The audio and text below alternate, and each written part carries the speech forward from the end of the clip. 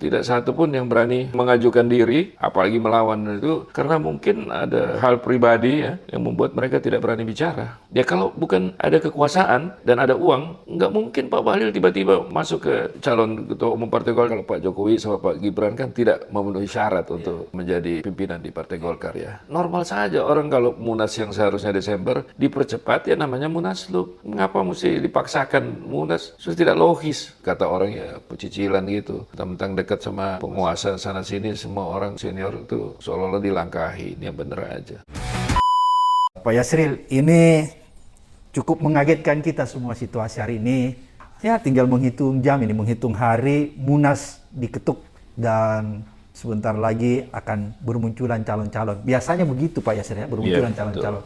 Tapi sampai detik ini kok yang kita lihat cuma satu calon, Bahlil. Ini tidak biasanya Golkar seperti ini. Oleh karena itu, saya melihat kayaknya Munas kali ini penuh dengan rekayasa, Pak Yasril. Ini sebagai orang luar nih yang melihat. Karena biasanya kita mengikuti Munas itu, kan dinamikanya tinggi sekali. Banyak calon bermunculan. Ini enggak, sepi, senyap. Cuma ada satu calon yang dimunculkan, yaitu Bahlil.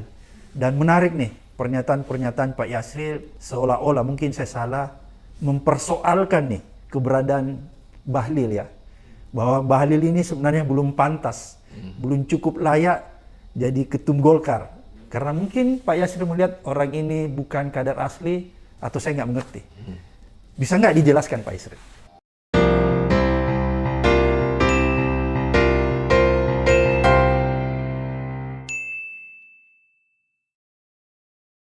Terima kasih. Mengenai Munas. Rapimnas dan Munas nanti, sesuai jadwal itu akan resmi dibuka, ya? mulai jam 3 sore sampai jam 10 malam itu, atau jam 4 sampai jam 10 malam, bagi calon yang ingin mendaftar sebagai ketua umum, dan itu harus memenuhi persyaratan administrasi dari ADART. Nah, nanti besoknya pada saat calon itu sudah disetujui, itu diklarifikasi oleh steering committee, baru nanti maju sebagai calon ketua umum, dan itu pun masih ada syarat lainnya, harus mendapat dukungan dari paling kurang 30 daerah gitu. Pak Yasril, itu kan ada biasanya di anggaran dasar, anggaran rumah tangga, ada namanya syarat-syarat absolut ya, yang mutlak yang harus dipenuhi sehingga orang itu bisa lolos secara administrasi jadi calon ketua umum. Iya, memang untuk hal ini itu selain pernah 5 tahun ya berturut-turut menjadi anggota DPP dari Partai Golkar, pengurus pusat maupun pengurus satu tingkat di bawahnya.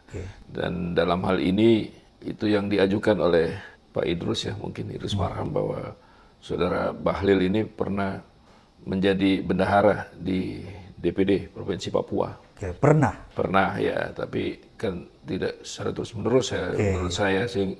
Karenanya kami juga di Partai Golkar sejak awal sampai sekarang juga masih terkaget-kaget sebenarnya kenapa ada tiba-tiba datang beliau, padahal kader untuk calon ketua umum di Partai Golkar sendiri itu masih cukup banyak, Pak. Yang pertama ada Pak Agus Gumiwang sendiri, ada Pak Bambang Susatyo sendiri, ada calon-calon muda lainnya seperti saudara Aceh, seperti saudara Doli, seperti saudara Kadir yang sekarang ketua steering committee, dan saudara Dev Laksono yang sekarang ketua Kosgoro, ada periode 3 kali anggota DPR RI, ya, dan pimpinan komisi juga. Jadi saya kira di dalam sendiri yang sekarang sedang aktif ini banyak sekali kader-kader baik yang muda maupun senior ya, yang punya kapasitas, jejak organisasi dan kapasitas yang sangat mumpuni. Di Golkar ini banyak sekali orang-orang yang hebat-hebat kok, ada doktor, ada apa segala macam. Cuman saya juga nggak tahu kenapa tiba-tiba datang dari luar, dan yang dari dalam tidak satu pun yang berani mengajukan diri, apalagi melawan itu, karena mungkin ada kekuatan, hal pribadi ya yang membuat mereka tidak berani bicara. Mungkin ada kasus pribadi-pribadi atau apa, tapi sebenarnya orang yang nggak banyak kasus juga ada. Tapi kenapa saya sedih sekali, semuanya baik dari pusat maupun daerah seolah-olah mereka terbius.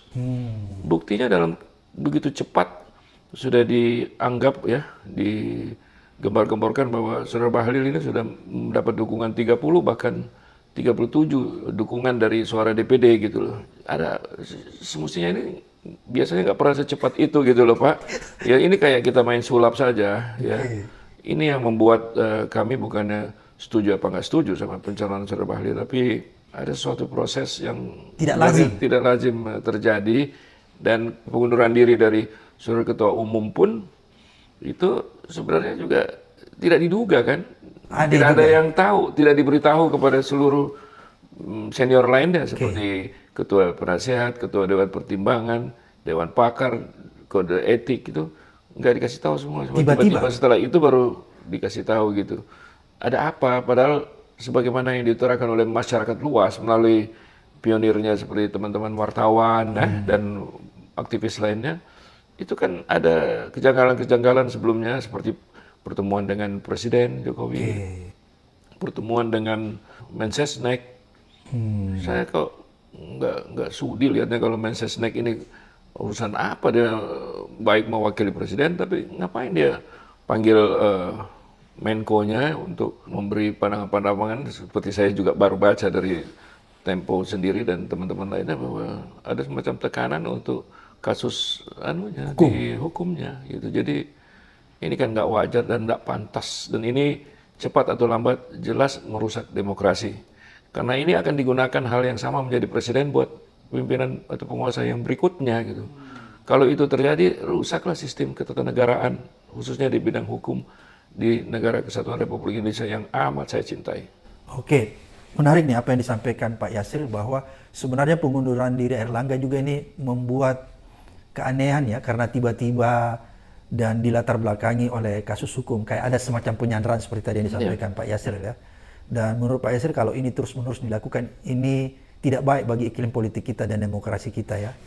Apakah dengan majunya Bahlil juga itu semacam ada intervensi dari istana? Kan tadi kalau saya lihat ya, Pak Yasril seolah-olah ya, saya simpulkan bahwa mundurnya Erlangga ini juga ada intervensi dari istana. Apakah munculnya Bahlil juga sebagai calon tunggal nih? Kelihatannya calon tunggal nih Pak Yasril. Nggak ada berani yang maju. Semestinya ada hal lain yang kita perlu pertanyakan, baik itu secara administrasi saja. Pak Erlangga mengundurkan diri tiba-tiba.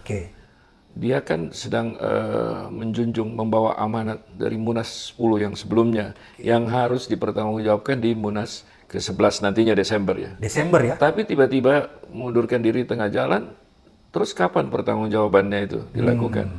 Nah, nanti katakanlah sesudah ini bisa saja nanti dipaksakan di Rapimnas nanti ya. Tapi kan sudah ada PLT-nya, kenapa nggak sebelumnya ada forumnya dipertanggungjawabkan? Jadi terkesan pertanyaan masyarakat luas, apalagi yang mengerti hukum dan organisasi, ini seolah-olahnya kasihan Pak Erlangga ini semacam orang desersi, sedang membawa tugas, sedang dalam perang, dia tinggalkan medan perang. Padahal beliau punya cukup prestasi, ya prestasi tertinggi di dalam partai politik itu dia memenangkan pemilu. Jadi orang-orang Pak Erlangga yang selama ini dekat sama beliau, yang seperti die hard, ya, yang mendapat kekuasaan dan mendapat kesempatan mendapat uang, itu kemana semuanya? Diam gitu loh. Ya diam semuanya. Karena apa? Mereka punya kepentingan tersendiri untuk jabatan dan uang, atau mereka tersandra juga dengan kasus. Jadi menyedihkan. Nah, kembali loncat kita kepada calon. Ya kalau bukan ada kekuasaan ya dan ada uang, nggak mungkin Pak Bahlil tiba-tiba masuk ke calon ketua umum partai Golkar, di mana semuanya juga punya calon yang bagus-bagus kok. Seperti yang saya katakan tadi, ya Pak Bahlil belum jadi anggota DPR, seingat saya ya. Semestinya yang jadi menteri, menurut saya idealnya ya, kalau dalam politik yang benar itu seperti juga kita contoh di Barat, tapi tidak perlu diambil semuanya. Itu kan kalau sudah jadi anggota DPR, dia bisa jadi menteri atau ketua umum itu. Bayangkan ketua umum Golkar yang sebelumnya, ya, para leluhur pendiri dan pejuang Golkar itu kan orang-orang besar, seperti Pak Sudarmono, seperti Pak yang lain-lainnya lah, Pak Akbar Tanjung, Pak Abu Rizal, gitu semua orang yang sudah diuji Pak JK, semua orang sudah teruji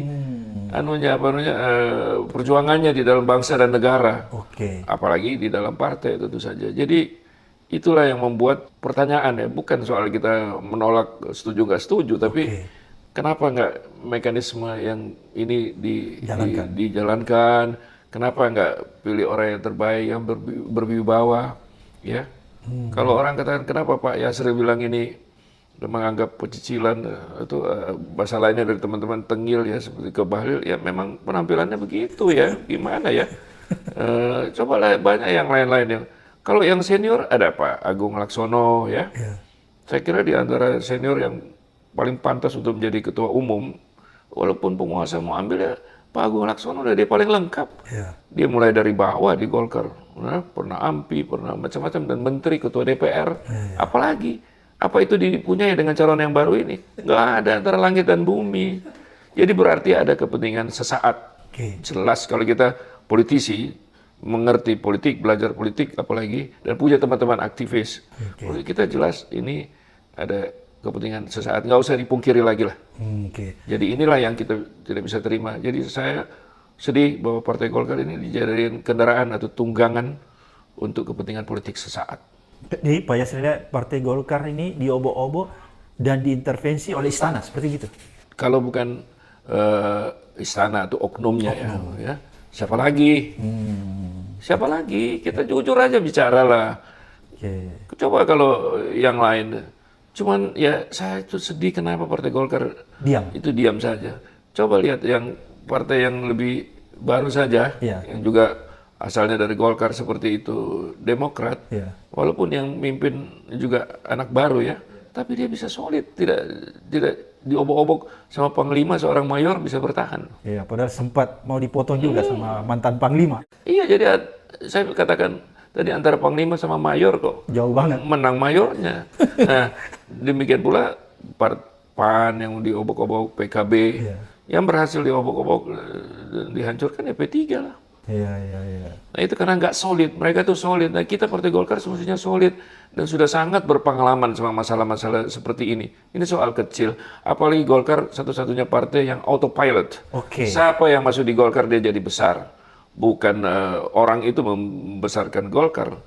Kalau partai lain yang mantan-mantan Golkar itu coba lihat, atau partai-partai yang baru kan pribadi sifatnya. Nanti kalau nggak ada orangnya itu belum tentu masih bisa berlanjut.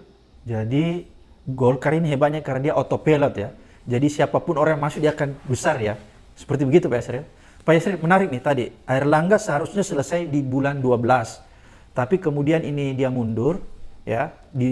Katakanlah dia diminta mundur oleh seseorang sehingga jadilah Munas nih bulan 8. Apakah Munas yang dipercepat yang seharusnya bulan 12 menjadi bulan 8? Apakah ini tidak sebenarnya ini yang disebut Munaslup? Oh pasti, kalau orang yang nalar, yang waras, tidak terikat sama kepentingan atau tidak didesak itu, ya normal saja. Orang kalau Munas yang seharusnya Desember dipercepat ya namanya Munaslup. Ya tidak apa-apa, nggak usah khawatir kan Munaslup punya kedudukan yang sama Munas, bisa memilih ketua umum yang baru. Itu juga sudah pernah terlaksana waktu zaman Pak Erlangga kan. Mengapa mesti dipaksakan Munas? Sudah tidak logis. Jadi kalau menurut Pak Yasril seharusnya kalau orang yang paham betul tentang mekanisme organisasi di Golkar, yang terjadi di bulan 8 ini adalah Munaslup ya? Iya, mestinya begitu dan sama kedudukannya dengan Munas kan. Jadi apa yang perlu dikhawatirkan? Ya itu kan hanya kekurang pahaman saja. Pak Yasril menarik nih tadi kita bicara tentang anggaran dasar dan anggaran rumah tangga. Jelaskan anggaran dasar dan anggaran rumah tangga Golkar itu tidak memungkinkan orang luar yang bukan kader Golkar bisa masuk tiba-tiba jadi katakanlah ketua atau pengurus elit. Bisa nggak anggaran dasar dan anggaran rumah tangga itu tiba-tiba dirubah seenaknya di Munas untuk memuluskan kepentingan persorangan untuk diakomodir misalnya jadi Dewan Pembina? Ya soal itu seperti yang sudah tersebar luas di media dan menjadi pembicaraan umum di masyarakat kan. Kalau dikaitkan dengan ADRT yang sekarang berlaku di Partai Golkar, tentu seperti isu yang beredar di luar. Kalau Pak Jokowi sama Pak Gibran kan tidak memenuhi syarat untuk menjadi pimpinan di Partai Golkar ya. Tapi ADART itu memang di Munaslup itu bisa saja ditambah dan dikurangi, dan itu forum tertinggi di atas Rapimnas itu. Jadi bisa saja kemungkinan itu kalau memang dihendaki oleh mayoritas yang hadir ya, mayoritas yang hadir bisa dia setuju karena sesuatu hal, bisa juga dia menolak karena untuk mempertahankan kepentingan dan marwah partai. Nah itu terserah nantilah di Munaslup, kita lihat sendiri, kita menilailah rakyat ini kan sudah pandai semuanya, bukan orang bodoh, dan di atas segalanya saya kok percaya Gusti Allah ora sare. Jadi ada saatnya nanti yang macam-macam ini juga kualat lalu mendapat hukuman. Tidak perlu di akhirat, di dunia aja akan dapat. Jadi saya ingatkan sama semua yang hanya mau kepentingan sesaat atau kepentingan pribadi. Golongan karya ini kan dibangun dari forum bersama. Jadi yang paling penting kita itu kebersamaan. Nah, demikian pula sekarang masyarakat Indonesia. Kebersamaan yang utama, HUT RI harus hadir, banyak yang nggak hadir ya. Jadi semua individualisme dan kepentingan pribadi ini dan kepentingan kelompok semestinya kita kebelakangkan, kalau perlu malah diharamkan lah. Kepentingan bersama, kepentingan bangsa dan negara, kepentingan agama itu bersama semua kan. Itu harus kita laksanakan. Ini sebagai imbalan kita, tanda terima kasih kita kepada para pendiri, para pejuang dari Partai Golkar, para pendiri, para pejuang dan pahlawan dari Negara Kesatuan Republik Indonesia. Kita ini gara-gara mereka dengan mengorbankan jiwa raganya, lahir batin, harta bendanya berada sekarang ini. Jangan kita keenakan lalu kita lupa sama mereka. Apalagi mau mendoakan.